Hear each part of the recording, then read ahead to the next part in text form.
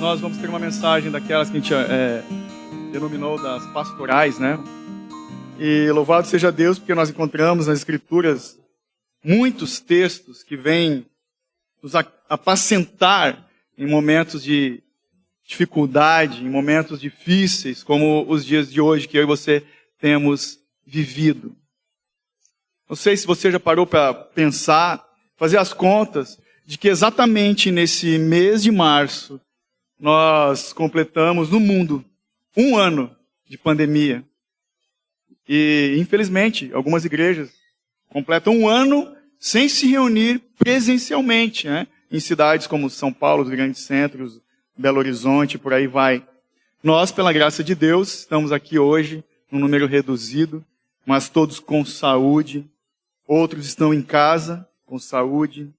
E já como foi falado no começo, outros, né, com suspeita ou contraíram o vírus, mas louvado seja Deus que tem sustentado a cada um de nós. Então, olhando para trás, assim, nesse 1 ano que a gente está vivendo essa situação complicadíssima, eu não sei se tu já parou para pensar, mas surgiram algumas palavras e algumas expressões que não eram comuns do nosso dia a dia, talvez dando do nosso vocabulário, né? Como comorbidade, lockdown,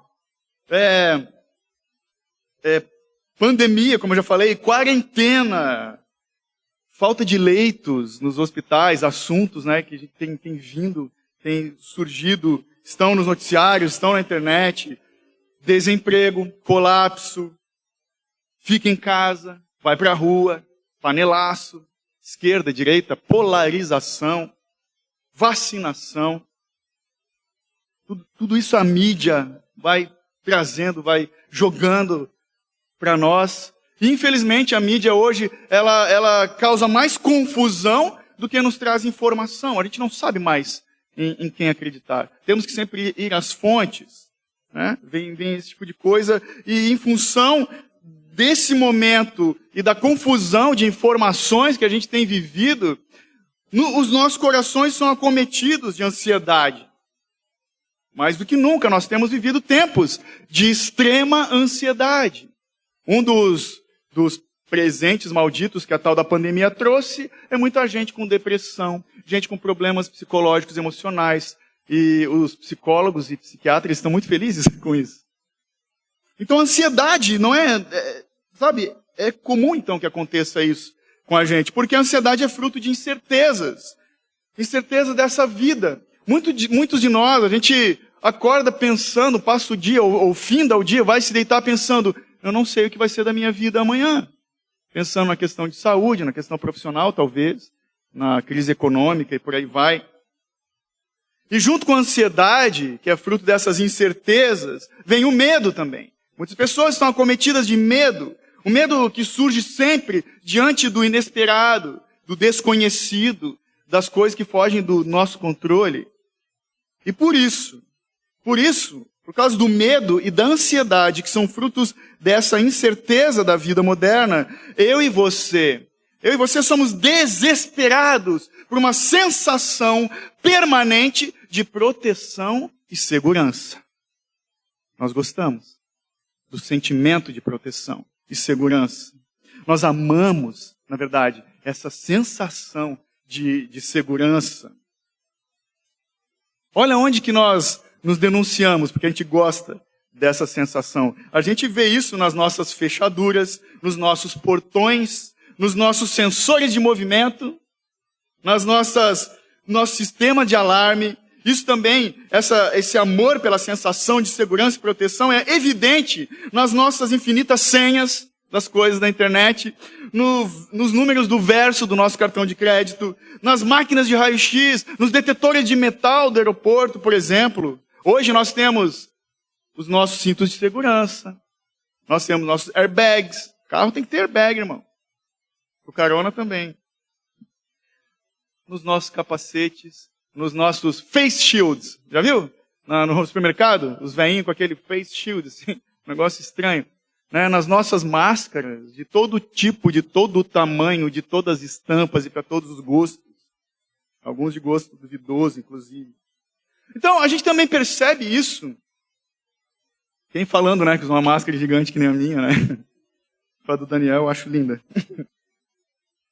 A gente vê isso também quando a gente faz seguro de carro, seguro de vida, nossos planos de aposentadoria, previdência social, né? Nós gostamos da sensação de segurança. Tem gente até que anda com... Aqui não é muito comum, que graças a Deus, aqui Blumenau, a região é bem tranquilo, né? Mas eu conheço gente de São Paulo que anda com o tal do taser na bolsa, já viu? O negócio da choque, que eles vendem lá na 25, até quem quiser comprar, vai lá. Né? Tem gente que anda com aquilo na bolsa. Os americanos andam com spray de pimenta, né? A gente anda com choque. Né? E alguns homens com o seu canivete. Eu conheci, por exemplo, um senhorzinho que veio de São Paulo, se mudou para Blumenau, sogro de um amigo meu, que ele saía de manhã, ele tinha o hábito de caminhar de manhã cedo, antes das 7 da manhã, mas ele andava com uma faca dentro da manga do agasalho. Vai que alguém vem me atacar em Blumenau. E não adiantava o genro dele falar, não vai acontecer nada, fica tranquilo. Ele andava com uma peixeira, na verdade, uma faca de cozinha grande assim. Então, essa necessidade de segurança define como nós vivemos. Ou seja, vivemos com medo e ansiedade. Por quê? Por que nós vivemos com medo e com ansiedade? Porque nós temos consciência da nossa fragilidade, da nossa finitude e também o anseio por habitarmos num lugar seguro. Um lugar onde nós estaremos livres de todo o mal. E por isso eu te convido a abrir a tua Bíblia nos Salmos, Salmo de número 91. Convido você a ler ele comigo. Salmo 91 todo, né, do 1 ao 16.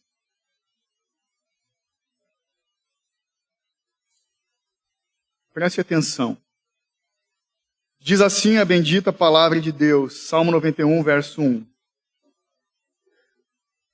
Aquele que habita no esconderijo do Altíssimo e descansa à sombra do Todo-Poderoso, diz ao Senhor, meu refúgio e minha fortaleza, meu Deus em quem confio, pois ele te livra do laço que prende o passarinho e da peste mortal. Ele te cobre com suas penas, tu encontras refúgio debaixo das suas asas, sua verdade é escudo e proteção. Não temerás os terrores da noite, nem a flecha lançada de dia, nem a peste que se alastra na escuridão, nem a mortandade que arrasa ao meio-dia. Poderão cair 1000 ao teu lado e 10.000 à tua direita, mas tu não serás atingido. Somente contemplarás com os teus olhos e verás a recompensa dos ímpios, porque fizeste do Senhor o teu refúgio e do Altíssimo tua habitação. Nenhum mal te sucederá, nem praga alguma chegará à tua tenda, porque ele te dará ordem aos seus anjos a teu respeito, para que te protejam em todos os teus caminhos. Eles te sustentarão nas mãos, para que não tropeces em alguma pedra. Pisarás o leão e a cobra, pisotearás o leão novo e a serpente, porque tanto me amou, eu o livrarei, eu o colocarei a salvo, pois conhece o meu nome. Quando ele me invocar, eu lhe responderei na sua angústia, estarei com ele, eu o livrarei e o honrarei. Darei a ele longevidade e lhe mostrarei minha salvação. Você ora comigo? Feche seus olhos então, por favor. Bendito Deus e Pai, a Ti, Senhor, nós rendemos graças pela Tua palavra, Pai, que é alento aos nossos corações, instrução para o nosso viver.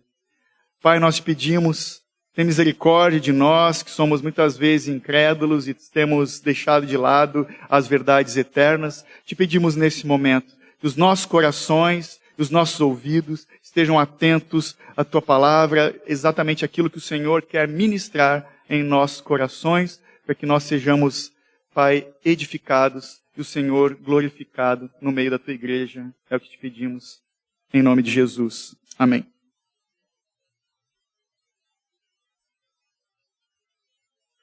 Não sei se você já foi na casa de alguém onde tinha a Bíblia aberta com o Salmo 91.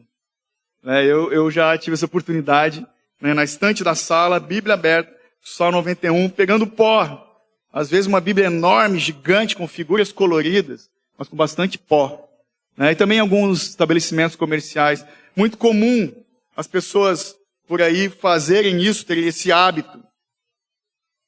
O ano passado, no site da revista Cláudia, saiu um artigo cujo título era o seguinte: Amuletos para proteger a casa de energia ruim.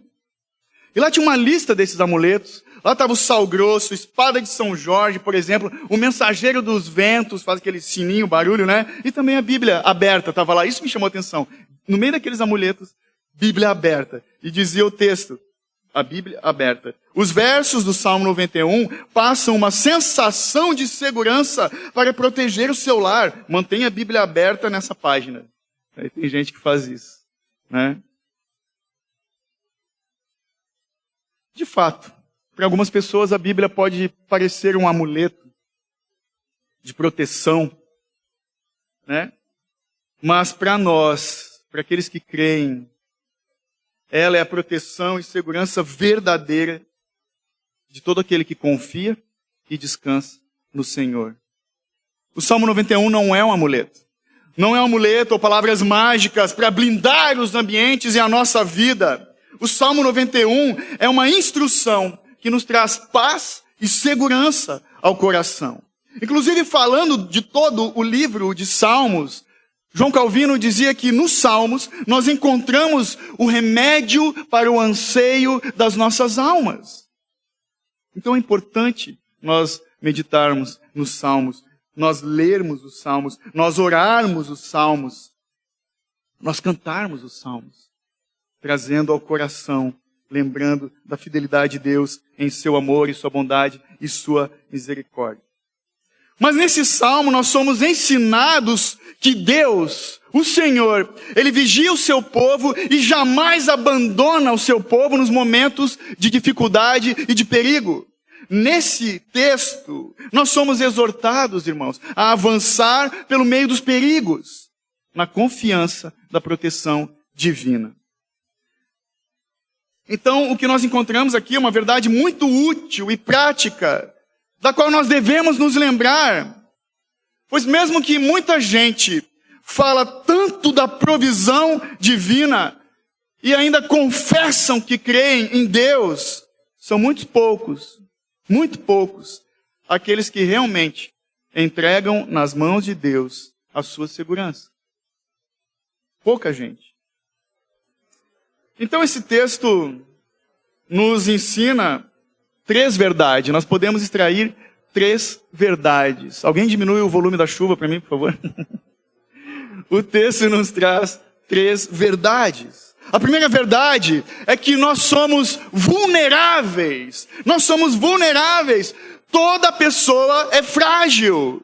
Todos nós somos. Qualquer um, mesmo aqueles que têm uma aparência de fortão, do macho alfa, ou da mulher empoderada, que nós vemos hoje que é muito comum na nossa realidade. Obrigado. Então, sabe, nós somos vulneráveis. Somos frágeis. Nós não temos o controle de todas as coisas. Nós achamos às vezes que temos, mas não temos. E bem lá no fundo, bem no nosso íntimo, todo homem, toda mulher sabe que é vulnerável. Somos frágeis. O ser humano é ser vulnerável. Ponto. Ser frágil. Por quê? Porque nós estamos sempre expostos. A gente está sempre exposto a ataques, a desastres naturais. Né? O ano passado nós tivemos lá em Presidente Getúlio, né? Aquela enxurrada que levou vidas e casas. E aqui na nossa região é muito comum esse tipo de desastre natural. Né? Graças a Deus não tem os tufões dos Estados Unidos, os terremotos do Japão, mas a gente tem enchente, enxurrada e por aí vai. Todo homem é suscetível a esse tipo de coisa. Nós somos suscetíveis a erros médicos, erros naturais, sabotagem, doenças, insuficiência cardíaca, diabetes, Covid-19 e muito mais. A prova disso, infelizmente, da nossa fragilidade, são os índices alarmantes de contagiados, de óbitos que a gente tem visto, né, no último ano, causados pelo coronavírus, ou a peste da China, como o irmão me falou esse dia. Pastor, ore pela minha família, a gente pegou a peste da China. E é verdade, estamos orando por eles. Mas a verdade é que nós desejamos, a gente quer nos sentir seguros. Só que nesse mundo, isso é quase impossível. Porque esse mundo é repleto de riscos e perigos. Até mesmo quando a gente se recusa a sair de casa. Já parou pra pensar que tem gente que morre porque escorregou no banho, bateu a cabeça na pia e morreu? Não, mas acontece esse tipo de coisa. Tem gente que quebra a perna por esse tipo de acidente caseiro. Choque, coisa e tal. Então, nós estamos suscetíveis a todos os tipos de riscos e perigos. Só que nós temos o nosso estilo de vida moderno, a gente busca nos meios tecnológicos a segurança. Só que o anseio por essa proteção e esse clima de segurança não é de hoje. Não é de hoje que o homem vive assim. Já no mundo antigo, se você olhar para a história, nós vemos que as cidades eram cercadas por muralhas de proteção. Os reis cavavam fossos ao redor dos seus castelos. Os soldados usavam armaduras quase impenetráveis, erguiam seus escudos. O homem sempre buscou por essa sensação de habitar num lugar seguro. Então, no entanto, por mais profundo que seja esse desejo de segurança no coração do homem, nós não temos, sem dúvida alguma, garantia da tranquilidade nessa vida e uma segurança total nessa vida. Não temos.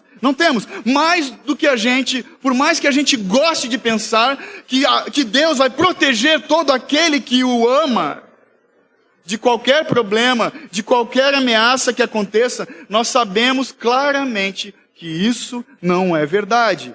Por experiência própria e até pela palavra de Deus. Estamos suscetíveis aos riscos e perigos. Por quê? Porque Deus não promete, Ele não promete segurança terrena para seus filhos nessa vida. Ainda que Ele mesmo, Deus, tenha tecido nos nossos corações esse anseio por proteção. Foi Deus que fez isso. Nos nossos corações, o anseio por segurança, por proteção. Não para nós encontrarmos, Ele fez isso não para nós encontrarmos essa segurança, essa proteção nessa vida, mas justamente para eu e você buscarmos em Deus somente a verdadeira segurança e a absoluta proteção divina. Para nós sermos dependentes dEle. Pois, segundo a verdade do texto, eu e você não estamos sozinhos, nem abandonados, nem destruídos. Veja, que bem melhor que a simples segurança desse tempo, que pode nos dar uma vida tranquila, de repente, até os 70, 80 anos, uma vida sossegada. A promessa que Deus faz para o seu povo, no Salmo 91 e por toda a Bíblia, é que a nossa segurança não é aqui. É uma segurança última e final, que não é nessa terra, não é nessa vida. E eu e você, nós podemos ter certeza absoluta, de que não importa o que acontecer nesse mundo, o Senhor nos tem nas suas mãos. E às vezes a gente se esquece disso. Às vezes a gente se esquece. Às vezes, eu e você somos tipo o cachorro vira-lata, como fala aqui o guaipeca, que acha que é o dono da rua. Sabe aquele cachorro chato que ele deita exatamente no meio da rua? E passa qualquer carro, e ele sai correndo atrás do carro e latindo, e o maior problema dele é que ele acha que ele é capaz de derrotar, ou sei lá, que ele pensa que vai fazer com aquele carro, vai morder o pneu e vai. Ele se acha o bom, ele se acha o dono da rua, e na verdade ele depende do seu dono para lhe dar casa, comida, cuidar se ele tiver alguma sarna, pulga, sei lá. Ele é um cão, ele é um cãozinho. E às vezes a gente se acha, é um cãozinho, guaipeca, franzino, e a gente se acha um Rottweiler, sei lá. Quando, na verdade, eu e você, nessa dependência de Deus, nós temos que ser tipo o cachorro de apartamento. Vou te explicar. A gente tem uma Shih Tzu. E ela, desde sempre, castrada, criada em apartamento, sabe?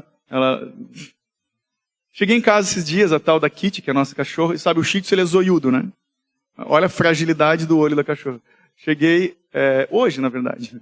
E ela tava com um olhinho meio assim, ó, tipo, cara, aconteceu alguma coisa no olho da cachorra, né? e eu cheguei, ela se esconde, né? Se escondeu. Às vezes a gente é assim, eu não quero incomodar Deus. Ou nós somos soberbos de achar que somos super poderosos, o dono da rua. Ou a gente, não vou incomodar Deus. Isso também é orgulho. A autojustificação, a autossuficiência é orgulho. Né? Eu peguei ela embaixo da mesa da sala, botei ela no banheiro, olhei, tá zoado esse olho, limpei e botei colírio no olho da cachorra. E ela tá melhor. Então, o Senhor, às vezes, ele às vezes não sempre, Ele não nos desampara. Mesmo que a gente, às vezes, se esconda embaixo da mesa, mesmo que a gente se esconda debaixo da nossa autossuficiência e justificação, na força do meu braço, Ele nos pega no colo e nos cuida e nos protege. Porque Deus, Ele sabe de todas as coisas, de tudo que nós necessitamos. Ele se importa com o seu povo. O Senhor está lidando com os maiores perigos e as dores mais terríveis dessa vida, para o nosso bem final. Para o nosso bem final. Então o Salmo 91, ele não promete para nós que o pior desse mundo que tem a oferecer não vai vir sobre nós. Ele não está dizendo, não, mal algum vai te atingir nessa vida, não é isso que está falando. Mas que ele promete que quando isso acontecer, nós não estaremos sozinhos, nem abandonados, e nem seremos destruídos. Porque a graça de Deus, irmãos, ela é muito dinâmica, é uma graça ativa e poderosa, simplesmente para nos manter fora do perigo. É uma graça dinâmica. Porque a vida cristã, ela não é como boias nos braços de uma criança que vai nadar numa piscina rasa. A vida cristã, muitas vezes, é como um mar violento. É um mar violento, a ponto de quase naufragarmos às vezes. Mas é justamente nesse mar da adversidade que o meu e o teu Deus, Ele faz a tempestade parar e Ele tem poder para abrir o mar, para nós passarmos a pés secos.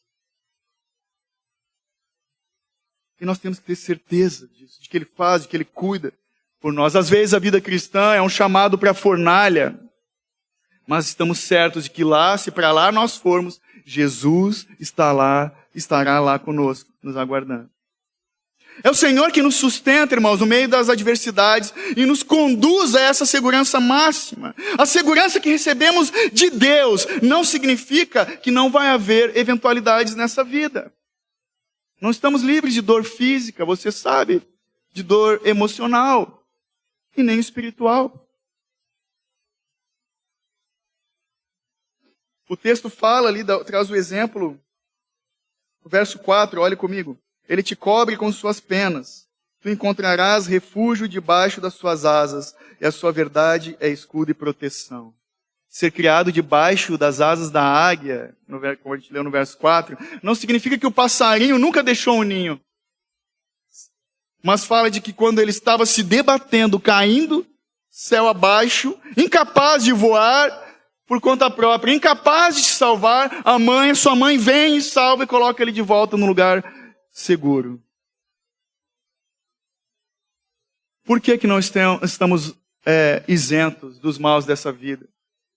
Porque Jesus experimentou grande dor física e ainda uma maior perturbação emocional ao carregar os nossos pecados e se sentir abandonado pelo Pai.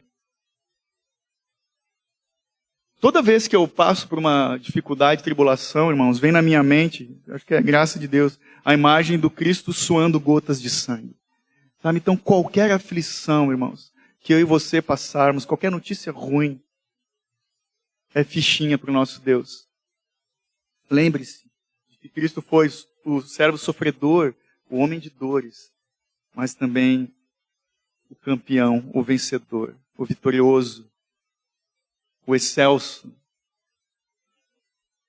Mas as promessas aqui do Salmo 91 deram para Cristo também, para Ele, os recursos espirituais para caminhar em direção à dor do Calvário. Veja, Ele conhecia as Escrituras.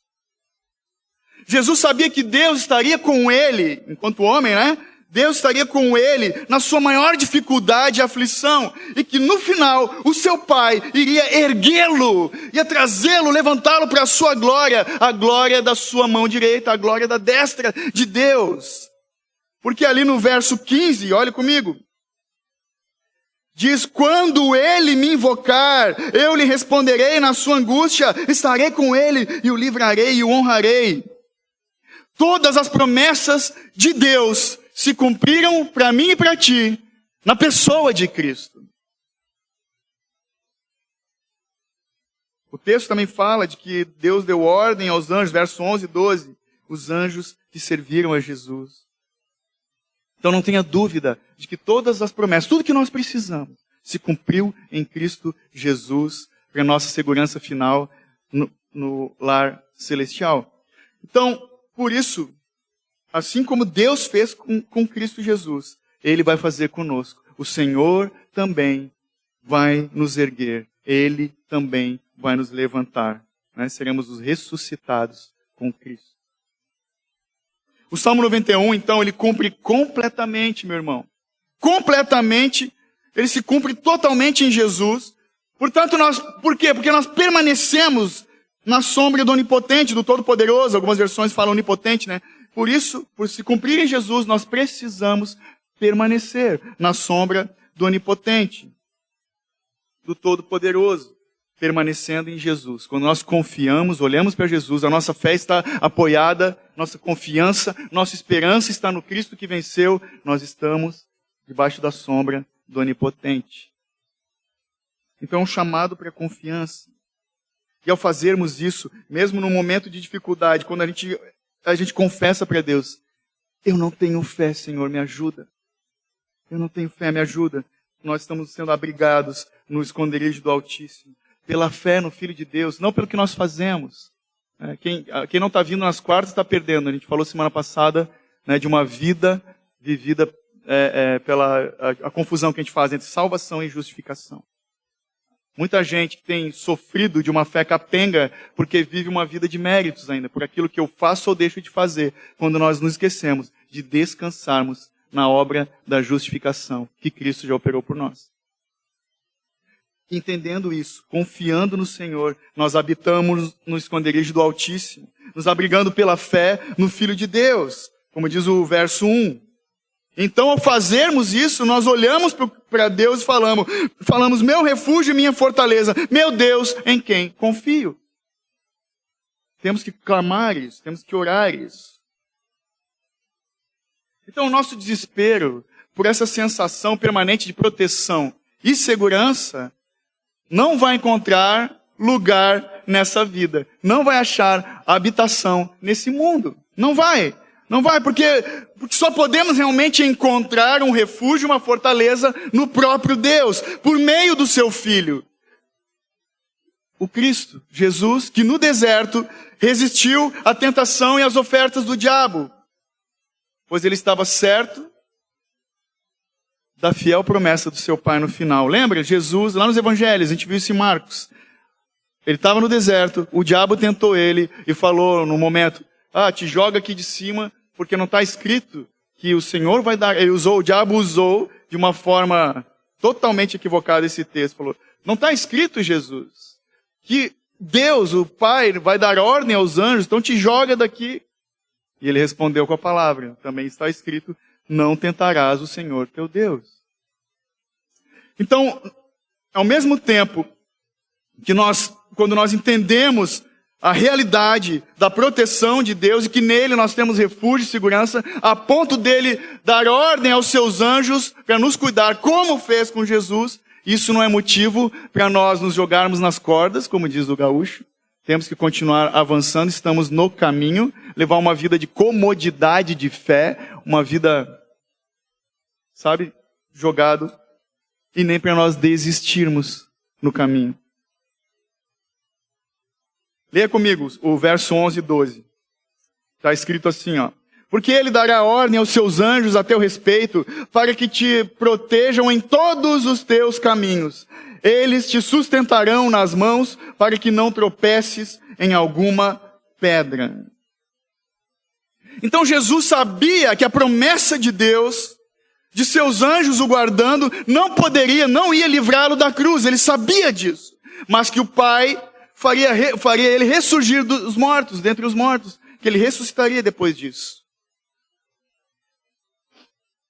E da mesma forma, eu e você, sabendo que o Senhor dá ordem aos anjos, não estamos isentos de sofrimento, angústia e dor. Só que ao lermos esses 2 versos, nós temos aqui a prova cabal de que isso aqui nos mostra que o Senhor, Ele nos concede todo o recurso necessário para eu e você permanecermos firmes no caminho, seguindo, avançando, certos do bendito favor de Deus em meio às tribulações. Não é uma vida de conforto e comodidade.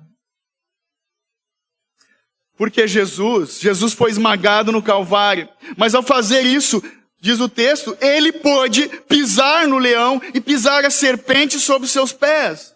Ó, o 13. Pisarás o leão e a cobra, pisotearás o leão, o novo e a serpente.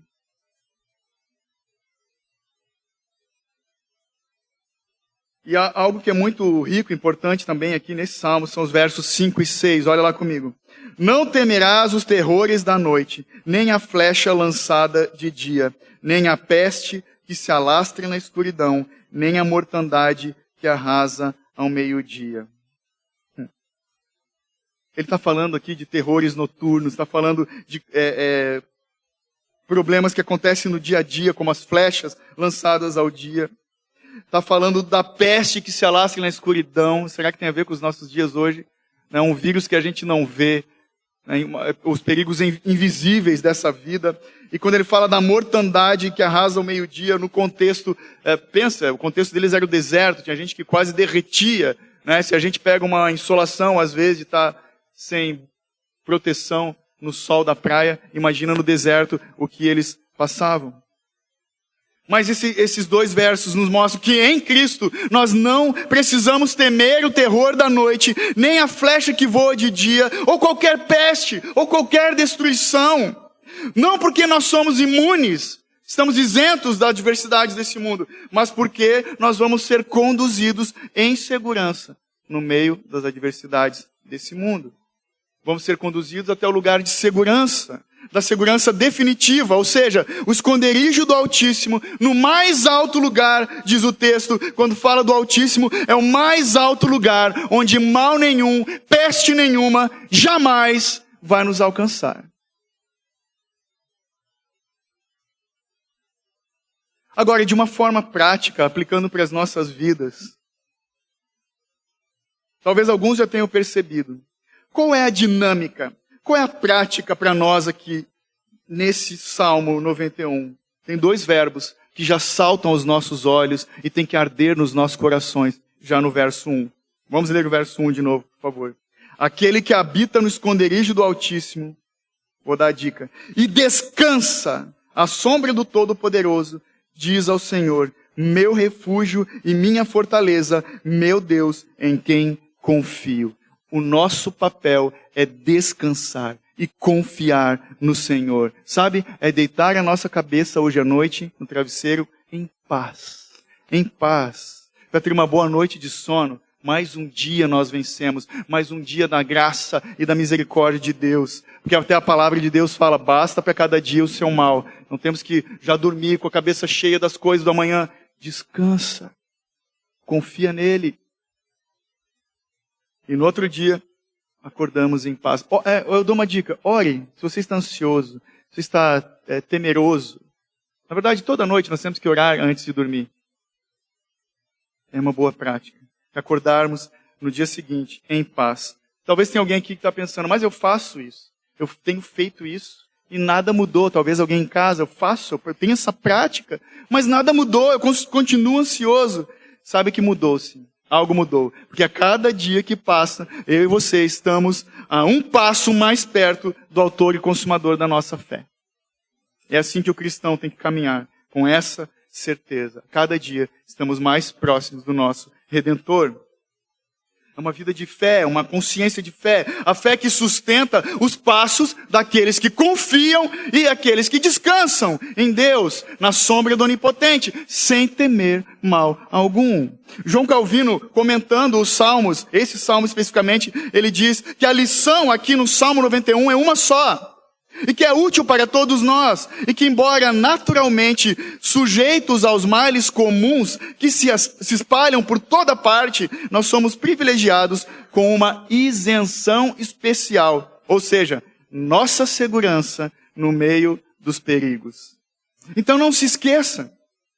Olha o verso 15, quando ele diz que nós vamos invocar, quando ele me invocar, eu lhe responderei, aonde? Na sua angústia. Não se esqueça que Deus não promete nos livrar de todo o sofrimento e angústia desse mundo, mas ele promete, segundo esse verso 15 aqui também, olha os versos, ele promete estar conosco, ele promete nos resgatar em seu tempo perfeito e graciosamente nos honrar por trilharmos, ele nos honra por trilharmos os caminhos da dor com o coração cheio de fé. Então saiba que os filhos de Deus, eu e você, nós somos objetos do cuidado especial do Senhor. E nós somos preservados em meio à tribulação. Vamos ler os versos 15 e 16. Quando ele me invocar, eu lhe responderei na sua angústia, estarei com ele e o livrarei e o honrarei, darei a ele longevidade e lhe mostrarei a minha salvação. Observe, primeiro nós encontramos aqui nesses dois versos grandes e preciosas promessas. Qual que é a resposta da oração? Porque ele orou, diz, quando ele me invocar, a resposta, consolo no problema, estarei com ele. Livramento no problema, vou livrá-lo. Maior honra depois do problema, eu o honrarei, eu vou cobri-lo de honra, diz algumas versões. E por fim, vida longa, o suficiente para satisfazê-lo na salvação, na minha salvação, diz o Senhor, a salvação de Deus, salvação do Senhor e não outra e qualquer salvação fajuta. A minha salvação é o que o Senhor nos oferece. Isso é muito mais do que qualquer homem poderia pensar ou desejar. O que temos de mais precioso, o motivo da nossa alegria, o que nos sustenta na paz em meio às tribulações, é essa bendita promessa da salvação de Deus em nossas vidas. Então em Jesus, irmãos, nós não temos apenas livramento no presente, mas temos um lugar de segurança eterna. Mas outra coisa importante que nós temos que observar aqui no texto é a quem essas promessas pertencem. Quem é o ele desse texto? Quando ele me invocar, quem é o ele? A quem essas promessas são feitas? Quem é o ele? Todo aquele que invoca a Deus, como está no verso 15.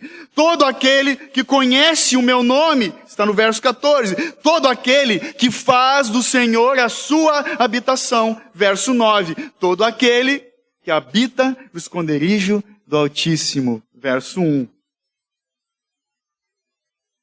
Sobre essas coisas, Spurgeon diz o seguinte: o crente pode ser rico hoje e pobre amanhã. Talvez esteja sadio hoje e enfermo amanhã. Pode estar gozando de alegria hoje e amanhã se entristecer. No entanto, não existe qualquer mudança no que se refere ao relacionamento dele com Deus. Se ele me amou ontem, também me ama hoje. Mesmo que as expectativas sejam arruinadas e a esperança frustrada, mesmo que a alegria murche e o gafanhoto ou a ferrugem destruam tudo, nada perdi do que tenho em Deus. Deus é minha fortaleza, na qual eu sempre posso me acolher. Sou peregrino neste mundo, em Deus, porém estou em casa. Na terra, viajo, mas em Deus habito em lugar seguro. Louvado seja Deus. Concluindo então, irmãos, o Salmo 91, de forma alguma, ele é um amuleto. Não são páginas místicas de um livro aberto na estante para pegar pó. O Salmo 91 é um mapa que nos indica o caminho de casa. É a descrição exata e perfeita da promessa de Deus que se cumpre em Jesus, o Cristo. É um mapa do caminho da redenção, o caminho que nos é proposto para seguirmos Jesus em seus passos, seguirmos aqui nessa vida, ainda assim, diante da angústia, do sofrimento e da dor. Porém, nós seguimos avançando firmes e amparados por Deus, sem desistir no caminho. Seguimos no caminho, pela misericórdia de Deus, descansando e confiando que não por nossa força, mas pelos méritos de Jesus, nós vamos chegar ao lar celestial, nos braços do Altíssimo, que é o nosso refúgio e nossa fortaleza. Amém? Amém.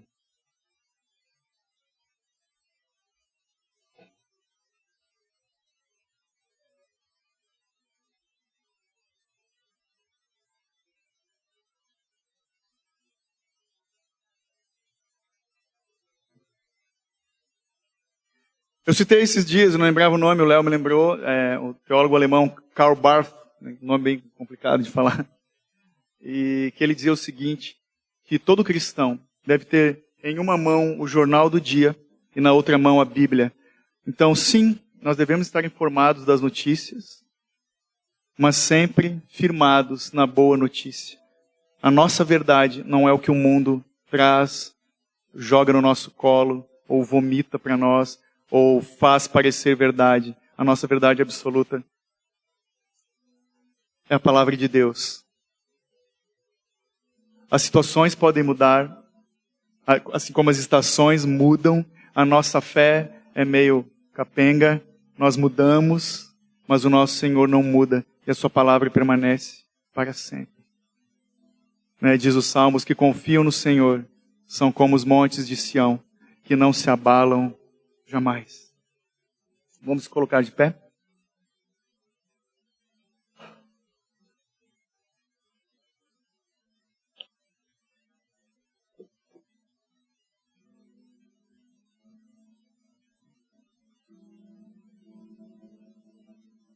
Ó Senhor, tem misericórdia de nós, porque por vezes temos dado mais ouvido e tem encontrado espaço em nossos corações as notícias de calamidade dessa vida, questões que às vezes têm nos desanimado, que têm nos congelado no caminho, que às vezes, por vezes, nos faz esquecermos de que nós estamos no caminho, somos o povo do caminho, chamados a avançar, Pai, o caminho que é estreito, o caminho de seguir os passos de Jesus, o nosso Senhor, o servo sofredor, o homem de dores. Nos perdoa porque, sim, de fato, nós esquecemos que a Tua palavra diz que somos chamados para sermos participantes do sofrimento de Cristo. Perdoa-nos porque, às vezes, Pai, nós esquecemos das bênçãos celestiais, porque as coisas dessa vida, as coisas boas dessa vida, têm nos dominado, têm brilhado diante dos nossos olhos, têm dominado o nosso tempo, a nossa atenção, a nossa dedicação. Ajuda-nos, Senhor, a andarmos em arrependimento, seguindo adiante, mesmo às vezes com passos singelos, talvez tropeçando no caminho, mas é o Senhor quem nos ergue e nos conduz pela mão até o final. Tem misericórdia de nós, o Teu povo, Pai.